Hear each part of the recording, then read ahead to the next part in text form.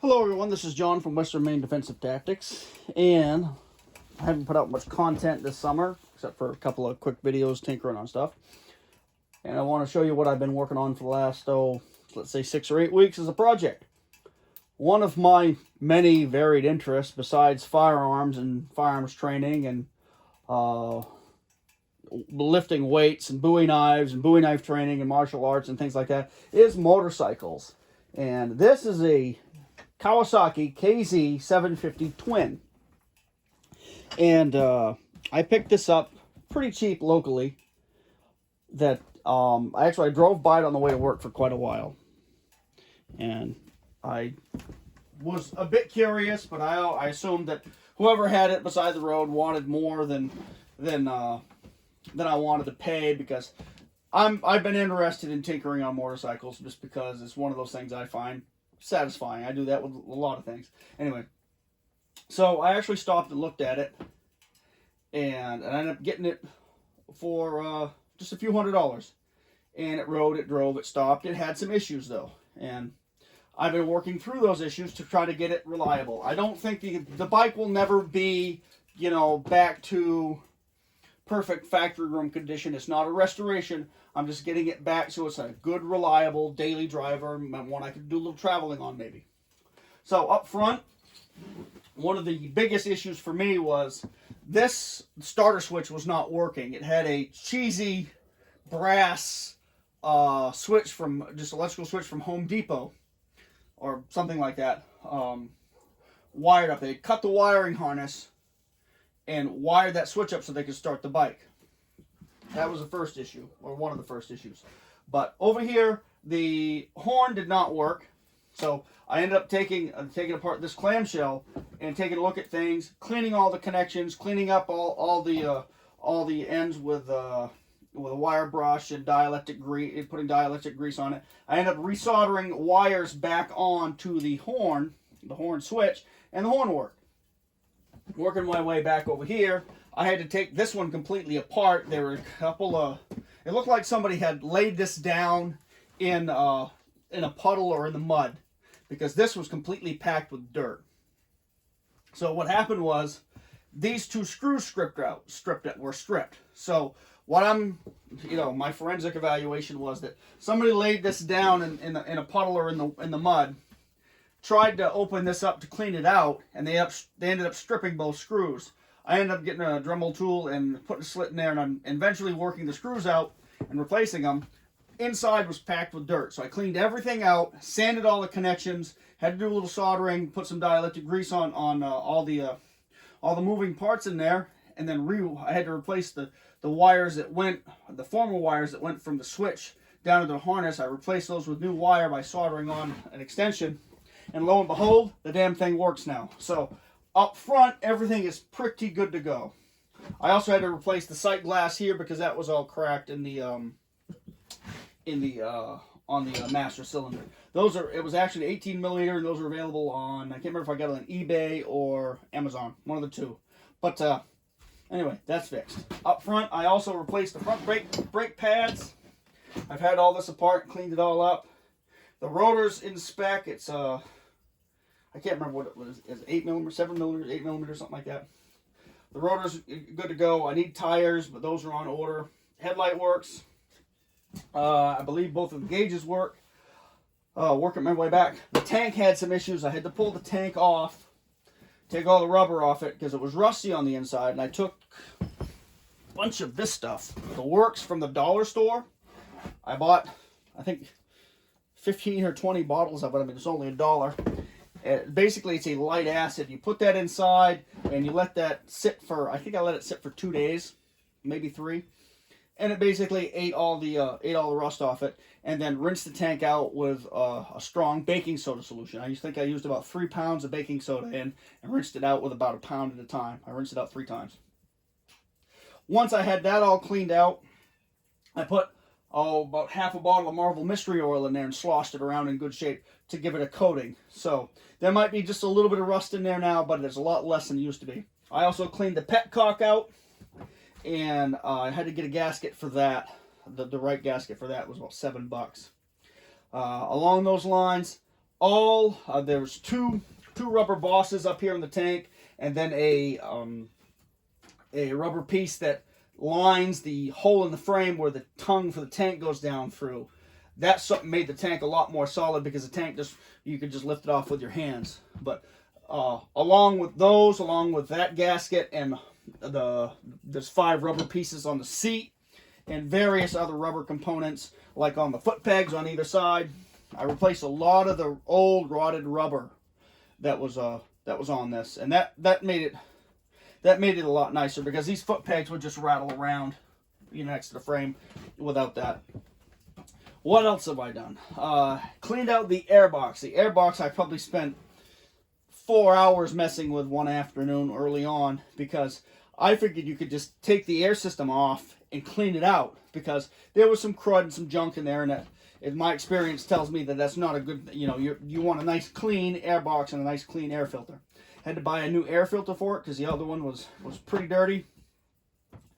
I determined that the airbox doesn't come out unless you pull the battery holder, pull the rear wheel, and pull the rear fender. Then you can get it out. I cleaned it in place pretty well. Also had to learn a trick online, because the carb boots that go from the airbox to the carbs were very, very stiff. They were old rubber.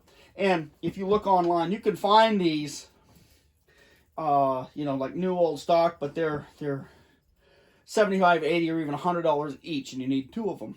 So I got online and started looking around. So I figured there had to be a way that people were reconditioning rubber. Turns out I was correct.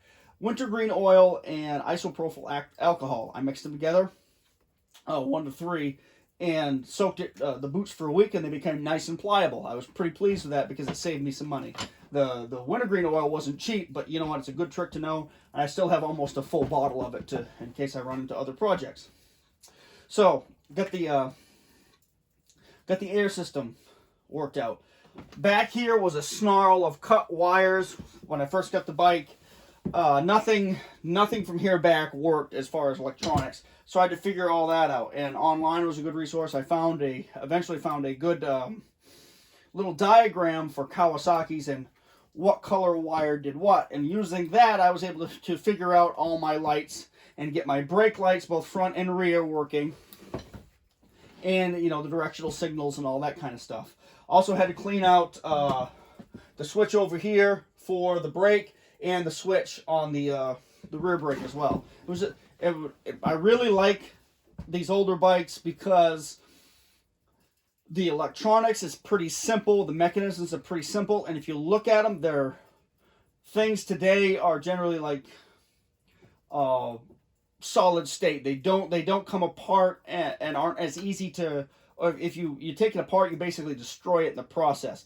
These things were designed to be put together and then taken apart and cleaned. And I found all the electrical switches and connections that I've had trouble with. It was just a matter of cleaning the switches, maybe taking a little fine sandpaper to the connections and putting a little dielectric grease on it, putting it back together, and it works. I really, really like that. It was a very, very satisfying to do, knowing you're not going to have to buy new parts. I also had to reposition and fix the seat lock, so that worked. I did quite a bit of wiring, quite a bit of soldering, and, maybe extending things here and there as far as getting things connected up. I had to resolder both the ground wires for the taillights. What else have I done? I've done quite a bit. It's been one little project after another, but I haven't let it overwhelm me. I've just taken one thing at a time. Replaced the rear brake shoes, front brake pads. I believe I mentioned that. Measured the rear hub to make sure that it was in spec as far as wear, and it is. It's got a little bit left to go, but it's not too bad. And what I like about it is the wear limit is cast on the inside of the hub. It's like, I think it's 180.75 millimeters or something like that. But anyway, I could have gotten more life out of the old brake shoes and pads, but I decided not to. Brakes are pretty important with a vehicle, and they're more important on a motorcycle. But anyway, so the project's coming along, and my vision for this motorcycle is to be a good, reliable daily driver that's overall inexpensive. Like I said, I only paid a few $100s for the bike. I'm anticipating having I have to order some tires. That's going to cost me a couple of $100. And I'm going to have to get somebody to look at the carb to get the bike running correctly, because I'm not all that confident in messing with the carb. I've had it apart a little bit. I've took the bowls off, took the top covers off, cleaned things out. Looked pretty good to me.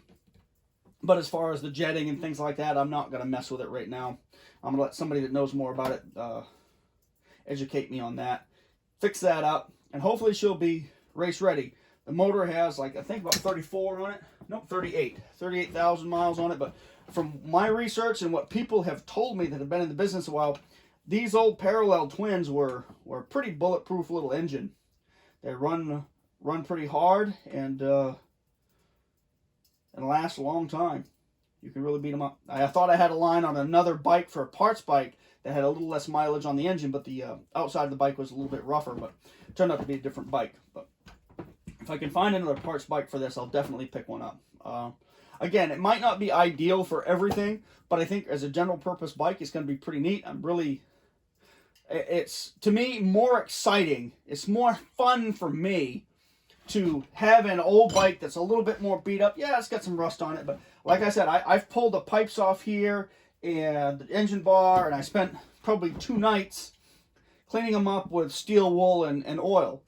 And I also replaced the washers on the inside where it goes to the heads, and cleaned everything up with Evaporut. And it's, to me, this is a more satisfying process and more affordable, definitely, than going and buying a new Triumph or something like that. And I would really like to have a new motorcycle, but I don't want to have a new motorcycle payment, because with the condition of my truck and the other vehicles I have, I can't justify really practically buying a new motorcycle. But at the same time, in my environment, a new motorcycle will last me a lifetime, but if I bought a truck, it'd probably be rusted out within a decade or two. But anyway, yeah, I'm hoping dual sport tires, get it on the road, see if it's reliable, take it for, a couple 100-mile trip someplace, a good day's hard riding, and see if I'm going to have electrical problems or other problems with it. Give it a good shakedown and see if it's going to be a reliable bike, and then maybe I'll do something different. I don't really like the bars. They're just a little weird. I don't like these. I'm put some flat, more dirt bike style bars on it. I've toyed with the idea of making this into a scrambler configuration, though with the belt drive and the alloy wheels, it wouldn't be ideal for that. But so I would think it would make a nice bike just to go peel down dirt roads in. Not exactly a street bike, but then not exactly a dirt bike either. One of the old scrambler types. But then again, I'm not going to put it on, reroute the pipes and things like that, because these pipes they're hard to get. They run about $400 a pop for one, when you can find them. And I probably will be able to find another replacement for that, but I'm not going to reroute the electronics and stuff like that, because I've seen one solution where a guy comes around with the other pipe, comes over here and runs them both tandem here, and that's okay, but then he had to move all this electronic stuff. I would like to keep it as stock as I can in order to keep it simple and reliable. That's my goal with this, is to have simple, reliable transportation that I got pretty cheap. I'm also going to have to weld on another foot for the other side of the center stand. This is my first bike with a center stand. I really like having it. It's pretty cool. Anyway, so going to get some tires on it. Going to get the carb looked at, and we should be about ready to take it out and put a few miles on it and see how it acts. But anyway, that's what I've been working on the last couple of months, and that's probably going to be what I work on into the fall. Keeps my mind occupied from other bullshit happening in our society right now, and it's going to give me some cheap, reliable transportation. Anyway, you guys take care.